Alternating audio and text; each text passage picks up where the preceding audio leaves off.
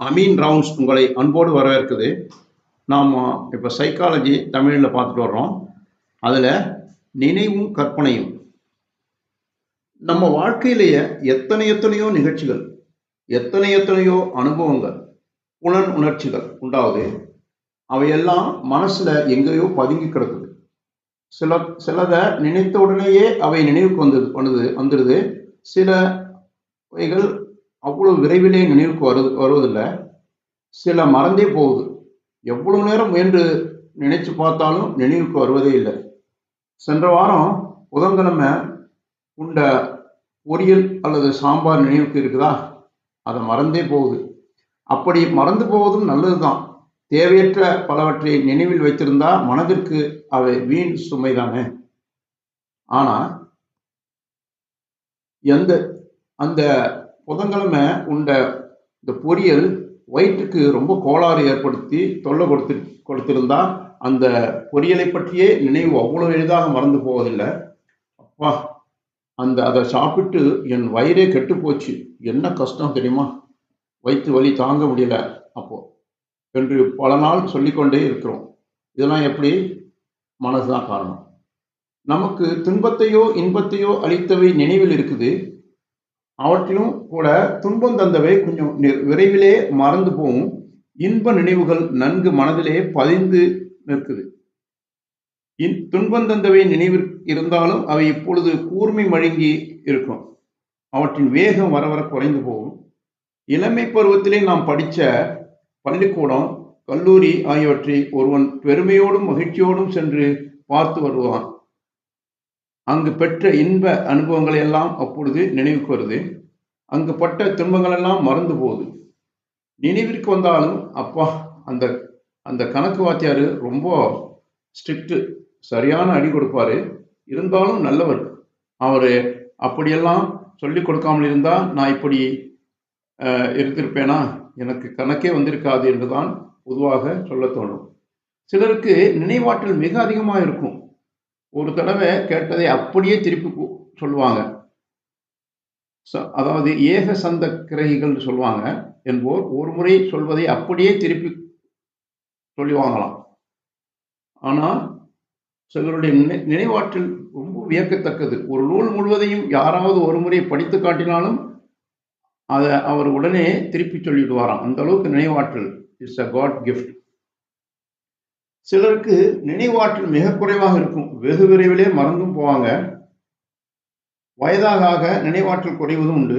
ஆனால் நினைவாற்றலே இல்லாதவங்கள்ட்ட சொல்ல முடியாது, யாரும் இல்லை. யாருக்காவது அவருடைய தாயார் மறந்து போகுமா? அவர் அம்மாவோட மகன் எப்போதுமே மறந்து போகாது. அந்த அளவுக்காவது நினைவாற்றல் இருக்கும். மனம் மிகவும் மாயமானது என்று பார்த்தோம். அது சில வேளைகளில் அதற்கு பிடிக்காதவற்றை மறந்துடும். எப்படியோ அவை நினைவில் வராமல் செய்திடும். நமக்கு சில நண்பர்கள் இருப்பாங்க.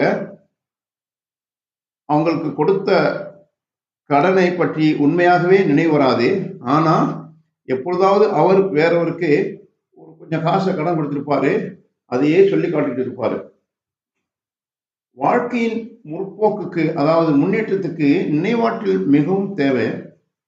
அந்த நாம் அடைந்த அனுபவங்கள் தனித்தனியாக நினைவில் இல்லாமல் போனாலும் அவற்றின் விளைவாக நாம் எதிர்கால வாழ்க்கையை நல்ல முறையில் அமைச்சு கொள்ள வேண்டும் அல்லவா? அதாவது நெருப்பு தொட்டா சுடும், அது என்று நமக்கு தெரியும். குழந்தைகளுக்கு முதலில் தெரியாது. ஒரு தடவை அல்லது 2 தடவை நெருப்பு அனுபவம், சுற்று அனுபவம் ஏற்பட்டால் பிறகாவது மறுபடியும் நெருப்பை தொடாமல் இருக்க வேண்டும் அல்லவா? அந்த அளவுக்கு நினைவு அவங்க மனதில் படிஞ்சிடும். நினைவிலே 2 வகை உண்டு. சொந்த அனுபவத்தை பற்றிய நினைவு ஒரு வகை, பிறருடைய அனுபவத்தை பற்றியும் நினைவு வரும். தெரிந்து கொண்டு அதை நினைவில் வைத்திருப்பது ஒரு வகை. அதாவது ஒரு ஹிஸ்டரியில் திப்பு சுல்தான் மிகவும் வீர செயல்கள் செஞ்சவர் என்று நாம் கேள்விப்பட்டிருக்கிறோம், படித்திருக்கிறோம். அவை நமது சொந்த அனுபவம் அல்ல, இருந்தாலும் அவையும் நினைவில் இருக்குது அல்லவா? ஏன்? அது படித்த அனுபவம். இந்த 2 வகை நினைவும் தேவையானவையே. வாழ்க்கையில முன்னேற்றத்திற்கு ஊக்கமும் உற்சாகமும் ஊட்டமும் அளிப்பவற்றை நினைவில் வைத்திருப்பது எவ்வளவு நன்மை பயக்குமோ அதுபோலவே அவற்றுக்கு மாறானவற்றையும் தளர்ச்சியும் தோல்வி மனப்பான்மையும் தருபவற்றையும் மறந்து விடுவதும் நமது நன்மை பயக்கும். சொந்த அனுபவங்களையும் பிற அனுபவங்களையும் நினைவில் கொண்டு அவற்றில் பயனிடக்கூடிய திறமை பெரியதோரளவில் மனிதனுக்குத்தான் உண்டு. அதாவது நம்மளோட சொந்த அனுபவத்தையும் பிறருடைய செயல்களால் ஏற்பட்ட அனுபவத்தையும் மனதில் வைத்துக் கொள்வதே மனிதனுக்கு இயலும். விலங்குகளுக்கு அப்படி அல்ல. விலங்குகள் மற்ற உயிர்களை சொந்த அனுபவங்களால் ஓரளவிற்கே பயனடையும். வேறு ஒரு உயிரின் அனுபவங்களால் அவை பயனடைவதே இல்லை. சொந்த அனுபவத்தால கொஞ்சம் அவங்களுக்கு வழங்கலாம். ஆனால் பிறரால் ஏற்பட்ட அனுபவம் அவ்வளவு நினைவில் இருக்காது. விலங்குகளுக்கு, மனிதனுக்கு தான் அது இருக்கும். நினைவுக்கும் கற்பனைக்கும் தொடர்பு உண்டு. அதாவது மைண்ட் அண்ட் இமேஜினேஷன் இரண்டும் வேறு தான். தொடர்பு இருந்தாலும் இரண்டும் வேறு. நேற்று பார்க்கில் கண்ட அந்த அழகிய பெண்ணை பற்றி மனக்கண் முன்பு கொண்டு வரலாம்.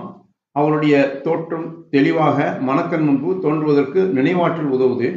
நாமே ஒரு ஒப்பற்ற அழகு வாய்ந்த ஒரு பெண்ணை கற்பனை செய்யலாம். அதில் கம்பேரிட்டிவா வச்சு சொந்த கற்பனையாக ஒரு பெண்ணையே மனசு உருவாக்கும்.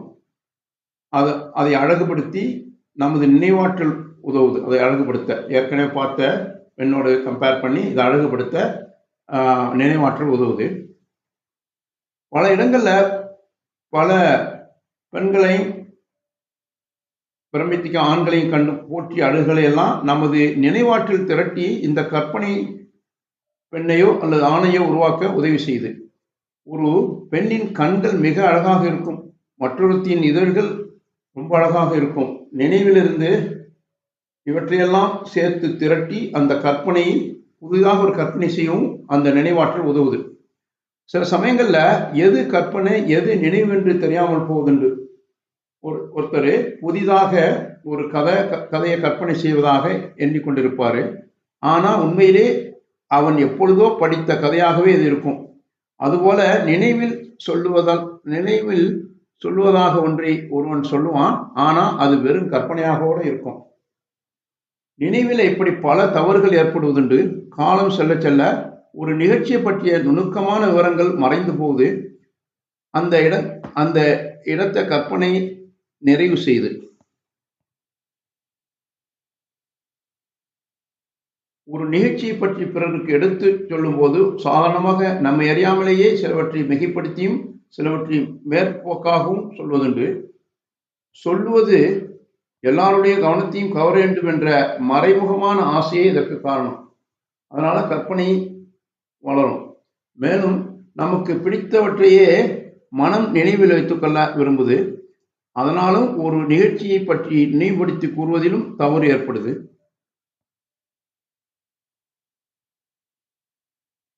நினைவாற்றல் மனதின் ஒரு சிறப்பு அம்சம் மனுஷனுக்கு.